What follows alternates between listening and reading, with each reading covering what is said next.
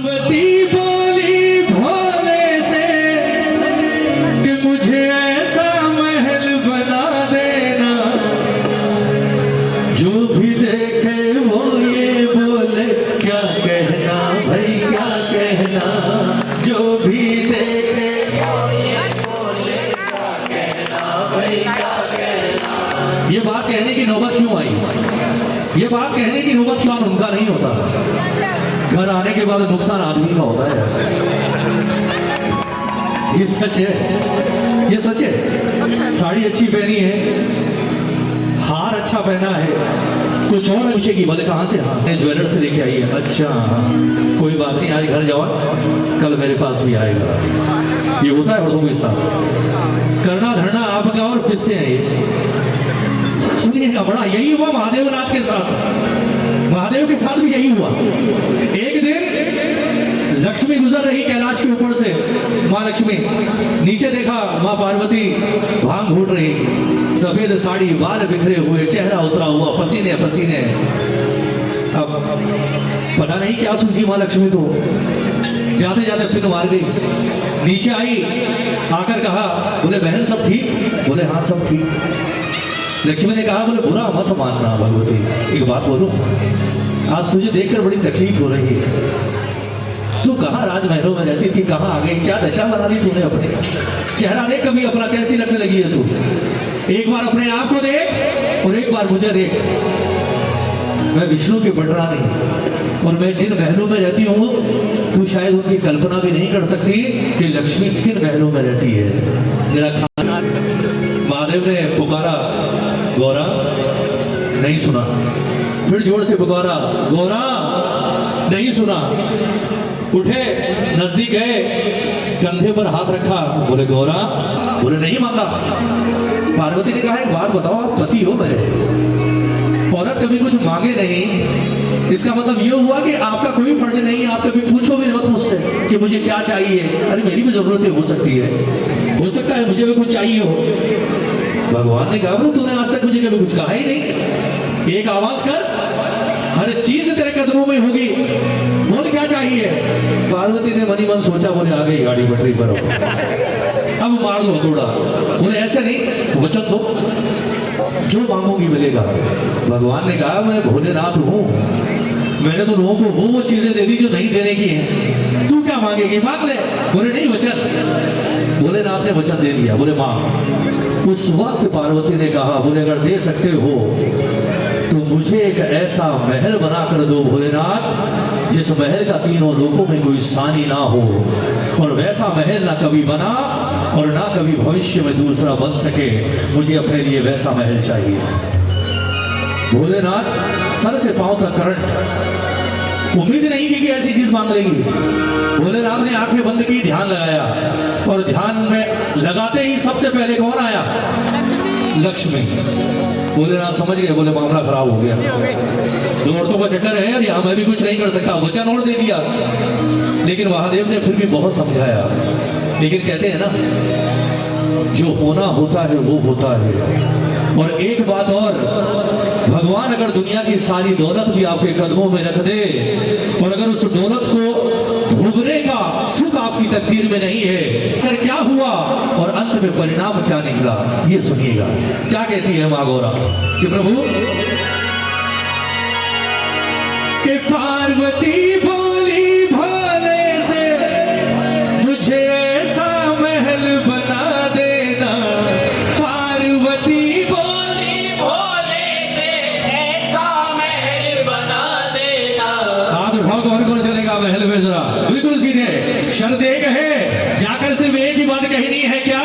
जो भी देखे वो ये बोले क्या कहना भाई क्या कहना, जो भी देखे वो ये बोले क्या कहना भाई क्या कहना।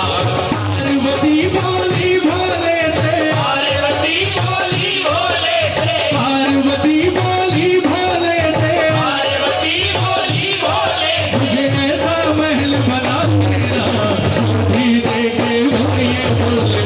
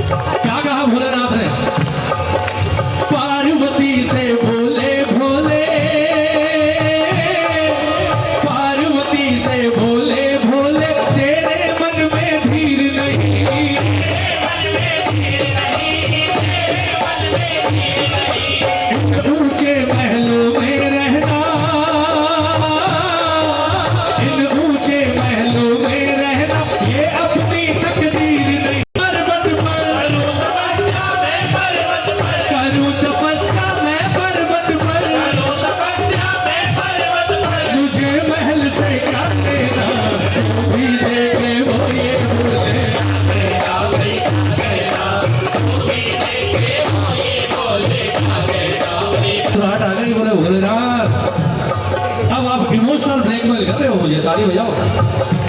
अब इमोशनल ब्लैकमेल कर रहे हो आप मुझे, क्योंकि आप जानते हो कि मैं आपके बिना जा नहीं सकती, मैं आपके बिना रहूंगी नहीं, इसलिए सोच रहे बोले ये दाव चल दो, पर आज नहीं मानूंगी, आज नहीं मानूंगी।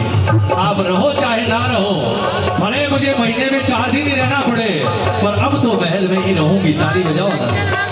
क्या कहा भोलेनाथ ने, सुनो। करूं तपस्या मैं पर्वत पर, करूं तपस्या मैं पर्वत पर, करूं तपस्या मैं पर्वत पर, करूं तपस्या मैं पर्वत पर, तुझे महल से क्या लेना, अभी देखे वो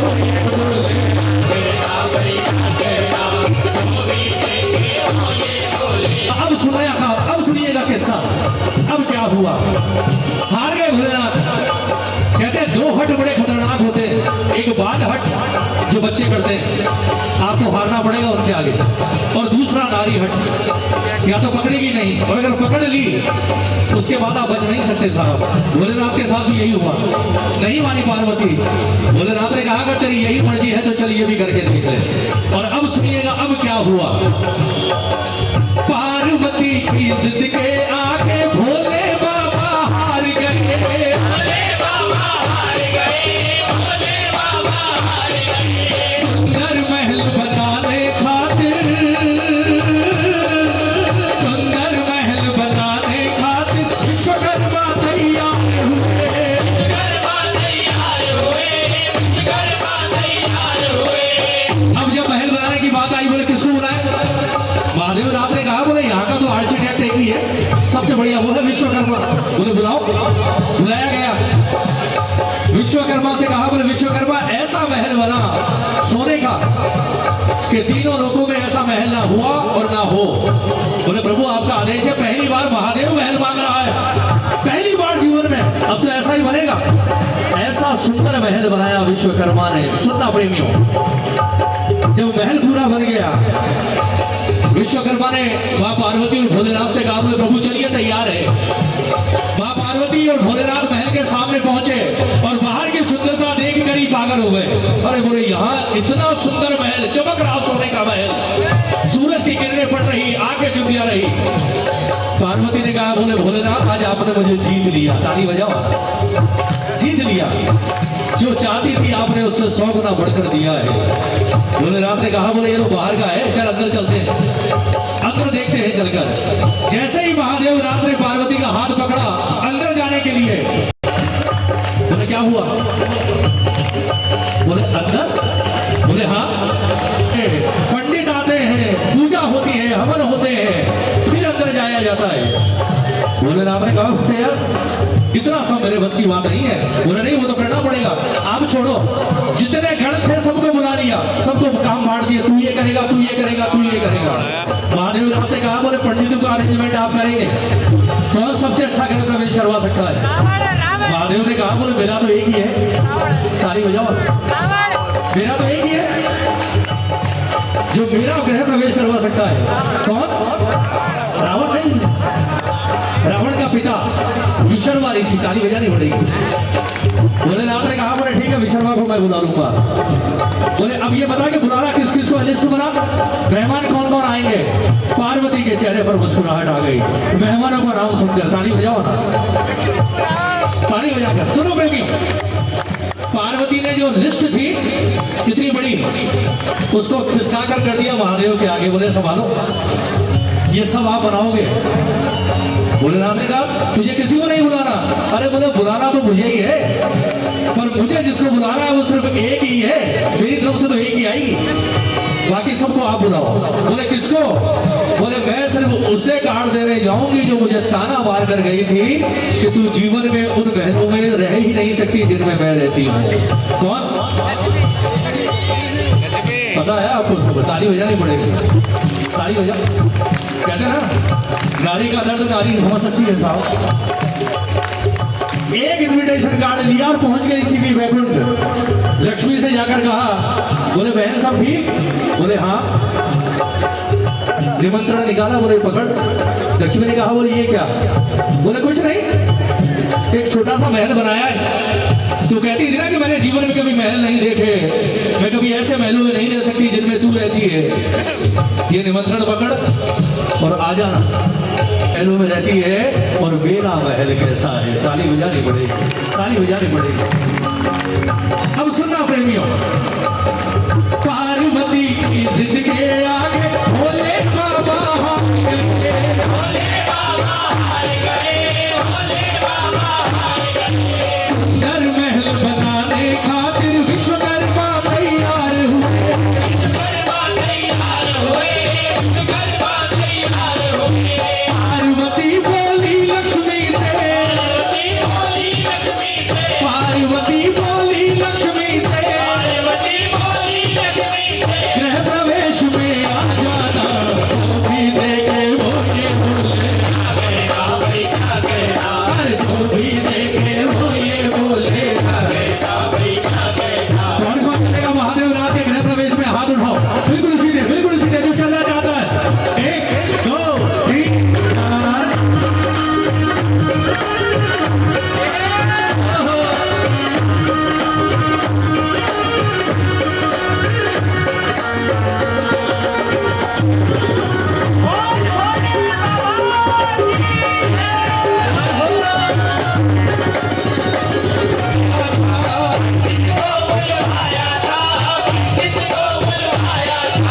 विशर्वाह साधु जन ज्ञानी, विशर्वाह साधु जन ज्ञानी, गृह प्रवेश करवाया था,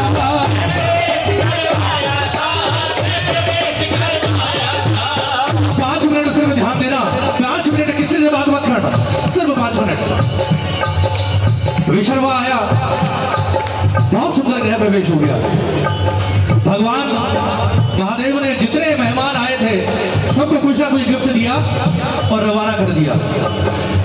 अंत में उस पूरे सोने के महल में, पूरे सोने के महल में, सुनना प्रेमियों, सिर्फ 5 लोग रह गए और दास दासी। कौन कौन? माँ पार्वती, बाबा भोलेनाथ, कुबेर। ताली बजानी पड़ेगी। अब सुनो, भगवान ने जब सबको विदा कर दिया, अंत में विशर्वा से कहा, बोले विशर्वा तूने इतनी सुंदर पूजा करवाई है, मैंने सबको अपनी मर्जी से दिया है, पर तुझे अपनी मर्जी से नहीं दूंगा। तू मांग, तुझे क्या चाहिए? वादा है जो मांगेगा मिलेगा। विशर्वा ने हाथ जोड़कर कहा, बोले प्रभु आपने मुझे बिना मांगे सब कुछ दिया है, मुझे कुछ नहीं चाहिए, आपसे एक प्रार्थना है। भोलेनाथ ने कहा बोल। विशर्वा ने कहा, बोले प्रभु आज मेरे साथ मेरा बेटा आया है रावण, ये भी आपका बहुत बड़ा भक्त है। भोलेनाथ ने मुस्कुराकर कहा, बोले जानता हूं, बहुत बड़ा नहीं, ये मेरा सबसे बड़ा भक्त है। ताली बजाओ। महादेव का भक्त रावण से बड़ा नहीं हुआ साहब, जिसने शीश काट कर भगवान को चढ़ा दिए। ताली बजाओ। सुनो, बोले जानता हूं। विशर्वा ने कहा, बोले प्रभु मुझे आपने सब कुछ दिया है, कुछ नहीं चाहिए, पर आज ये जब से आया है, जब से आया है, ये जिद कर रहा है, बोले पापा आज आप महादेव रात से कुछ मत मांगिएगा, आज मैं मांगूंगा। मुझे तो आप सब कुछ देते हैं, देते रहे। ये बच्चा आपसे कुछ मांगना चाहता है, आज इसे कुछ दे दीजिए। बच्चा है क्या मांगेगा, अगर लेकिन जो भी मांगे आज आप इसे दे दीजिए। अगर आपने इसे दे दिया मैं समझ लूंगा आपने मुझे दे दिया। भोलेनाथ के चेहरे पर मुस्कुराहट आ गई, क्योंकि वो त्रिलोकदर्शी है साहब। महादेव नाथ जानते थे 5 मिनट बाद क्या होने वाला है। ताली बजाओ ना। मुस्कुराहट आ गई भोलेनाथ के चेहरे पर। भोलेनाथ ने रावण की ओर देखा, तो देखकर सर पर हाथ घुमाया, बोले हाँ भाई मांगेगा? बोले अगर आपकी इजाजत हो। बोले ठीक है, मांग, क्या मांगता है? रावण ने कहा, बोले प्रभु मांगने से पहले आपको 2 वचन देने पड़ेंगे। बोले हाँ बोल। बोले पहला कि जो चीज मैं मांगूंगा उसे सुनकर आप मुझ पर क्रोध नहीं करोगे, आपका प्रेम मुझ पर वैसे ही बना रहेगा। भोलेनाथ ने कहा डन, दिया। दूसरा, बोले दूसरा ये कि जो चीज मैं मांगूंगा उसे देने के बाद आप या मां मेरे प्राण नहीं, मारी दूंगा तो नहीं। मां क्या मांगता है? बोले वचन। बोले पक्का वचन। बोले मांग लो। भोलेनाथ ने कहा एक मिनट रुक, सुनिएगा, एक मिनट रुक। भगवान कितने आगे की सोच कर चलते हैं साहब। क्या है शंकर, क्या है देवादि देव महादेव। उन्होंने रावण से कहा रुक, देता हूं वरदान, लेकिन एक काम कर, बाहर चल। पार्वती का हाथ पकड़ा, बोले पार्वती चल थोड़ा घूम कर आते हैं बाहर, इसे जो चाहिए वो वरदान भी दे देंगे और थोड़ा बाहर टहलना भी हो जाएगा। सुबह से महल में घूम रहे हैं। पार्वती ने कहा आपको जाना है आप जाओ, मैं तो यहीं रहूंगी, बरसों बाद महल विदा है, मैं ना जाने वाली। भोलेनाथ ने कहा बोले चल ना, धुआं धुआं हो रहा है पूरे महल में, दम घुट रहा है, 10 मिनट चल मेरे साथ, 10 मिनट बाद वापस आ जाना। बड़े अनबने मन से मां पार्वती चलती पीछे पीछे। जैसे ही महल की सीमा रेखा से रावण विशर्वा, मां पार्वती और भोलेनाथ बाहर आए। भोलेनाथ झटके से पलटे और पलट कर कहा बोले मांग, अब मांग क्या मांगता है। जैसे ही कहा मांग, रावण ने हाथ जोड़कर भोलेनाथ के चरणों में बैठा और महादेव की ओर देखकर कहा बोले प्रभु अगर दे सकते हो तो मुझे कुछ नहीं चाहिए, आज सिर्फ एक चीज दे दो। कौन सी? कि सुंदर महल बना सोने का, ये जो सुंदर महल बना सोने का, ये मुझे दान में दे देना। बोले प्रभु आज अगर दे सकते हो तो ये सोने का महल मेरा हो जाए, ये मुझे दे दो। इस महल में जितने दास दासी और जो भी कोई है वो मेरे गुलाम हो, और इस महल में जो भी कोई है, जो भी कुछ है वो मेरी संपत्ति हो, मुझे ये वरदान दे दो। भोलेनाथ मस्त आंखें बंद की, हाथ उठाया, तथास्तु, ले जा। सुनना प्रेमियों, इतना बोल दिया। पलटकर मां गौरा की ओर देखा और मां गौरा का चेहरा, आंखों में आंसू, आंखों में आंसू, गुस्से से तमतमाया हुआ चेहरा। मां गौरा ने कहा बोले जो कहा था वही कर दिया ना आपने, साबित कर दिया आज आपने कितना प्रेम करते हो आप उससे। कितने अरमानों से ये महल बनवाया आपसे और आपने बिना एक पल की देरी किए तथास्तु कह दिया। उस वक्त पार्वती ने एक बात कही भोलेनाथ से, बोले भोलेनाथ जो आपने मेरे साथ किया ना, एक पति होकर आपने जो मेरी सेवा का इनाम मुझे दिया है, जो किया है आपने मेरे साथ, ये कोई दुश्मन भी अपने दुश्मन के साथ ना करे। आपने तो दुश्मन से बढ़कर काम कर दिया मेरे लिए। उस वक्त भोलेनाथ ने मुस्कुरा कर मां पार्वती के सर पर हाथ रखकर कहा बोले पार्वती सुन, मैंने तुझे पहले भी कहा था कि ये सब हमारी तकदीर में नहीं है, इसे तो जाना ही था, इसे तो जाना ही था। लेकिन सुन, तू कहती है मैंने दुश्मनी निभाई, नहीं, आज वरदान तो महादेव हूं मुझे देना ही है। ये हो ही नहीं सकता कि मैंने वचन दे दिया और उसके बाद महादेव अपने वरदान से टल जाए। वरदान तो मुझे देना था, लेकिन तू सोच,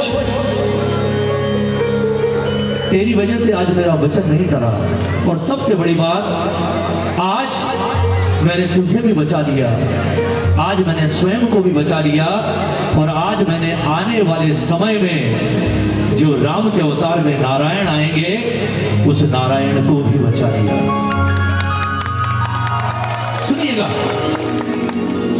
पार्वती ने कहा बोले मैं समझी नहीं, मुझे बचा लिया, खुद को बचाई बात कही महादेव ने।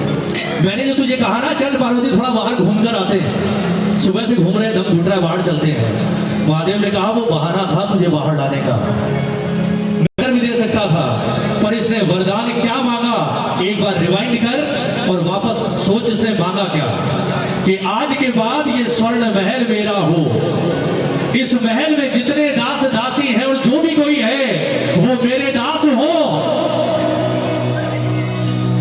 महादेव ने कहा अगर ये वरदान में इसे महल के अंदर दे देता ना पार्वती, तो ना महादेव इस महल से बाहर आ सकता था, ना पार्वती इस महल से बाहर आ सकती थी। मैं भी दास होता और तुम भी दासी होती। और आने वाले समय में बोले तुझे तो आज दिख रहा है आज, लेकिन मुझे आने वाले समय में त्रेता दिख रहा है, जब नारायण राम के रूप में इसका वध करेंगे। अगर मैं इसका दास बन जाता और मैं इसके बगल में खड़ा होता तो राम कभी रावण को मार नहीं सकता, कभी नहीं मार सकता था। और इसका मरना बहुत जरूरी है। ये बाकी बात रही, किस्मत संजू उसको उतना मिलता है, मालिक की मर्जी के बिना तो पत्ता भी ना हिलता है। तू तो भजन किए जा, तुझको इस दुनिया से क्या लेना।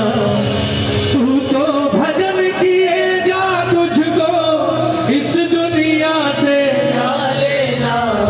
जो भी देखे वो ये बोले क्या कहना, भाई क्या कहना। रावण जब जाने लगा, अब सुनिएगा आखिरी सिर्फ 2 मिनट, जब जाने लगा पार्वती ने कहा, बोला रुक रुक। तू सिर्फ महादेव से वरदान लेकर इतना खुश होता हुआ नहीं जा सकता। आज ये वरदान और इस वरदान के साथ तुझे मेरा एक श्राप भी लेकर जाना है।